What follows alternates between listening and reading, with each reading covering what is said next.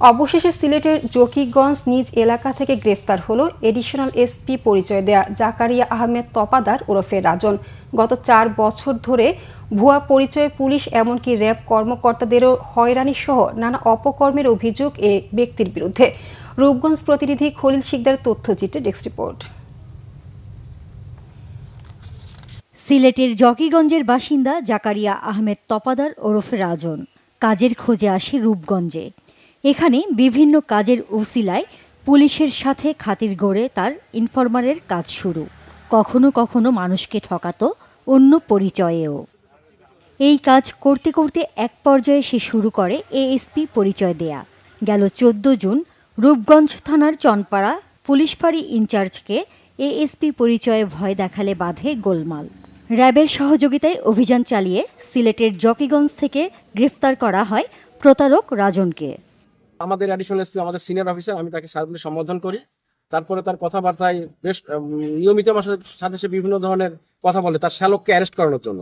তো এই অ্যারেস্টের কথা শুনে তাকে আমি সন্দেহ হয়ে যাই, ওর কথা যে সে তার আপন শ্যালক, সে কেন তাকে গ্রেপ্তার করানোর জন্য আমাকে এভাবে চাপ দিচ্ছে। পরে আমি সন্দেহ হওয়ার পরে আমি তথ্য নিতে থাকি। তথ্য নিয়ে একটা দেখি যে সে ভুয়া অ্যাডিশনাল এসপি। রাজনের বিরুদ্ধে প্রতারণার নানা অভিযোগ তার এক স্ত্রীর ও একটি হাসপাতালের পরিচালকেরও।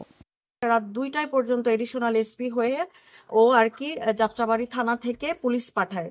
তারপরের দিন সকালে তারা জানতে পারে সে যে ভুয়া, সে জায়গায় জায়গায় এরকম করছে। আমি যখন তাকে চাঁদাটা দিতে চাই নাই, আমি বলছি যে আপনি অ্যাডিশনাল এসপি হইলেই কি আপনাকে চাঁদা দিতে হবে কিনা। তো আমি এভাবে বলে সে পরবর্তীতে না দেওয়ার কারণে সে আমাকে গালিগালাজ করে ফোনটা রেখে দিয়েছে। এমন প্রতারণা থেকে বাঁচতে জনসাধারণের পাশাপাশি পুলিশ সদস্যদেরও সচেতন হওয়ার আহ্বান নারায়ণগঞ্জের পুলিশ কর্মকর্তাদেরও। বিয়ে যখন করে তখনও সে এডিশনাল এসপি পরিচয় দিয়ে বলে যে আমি সাসপেন্ড অবস্থায় আছি।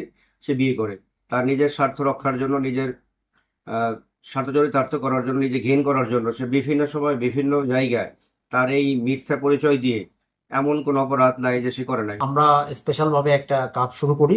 কাজ শুরু করার প্রেক্ষিতে আমরা জানতে পারি যে এই প্রতারক যাকে আমরা অ্যারেস্ট করেছি তার নামে রূপগঞ্জ থানায় একাধিক মামলা আছে।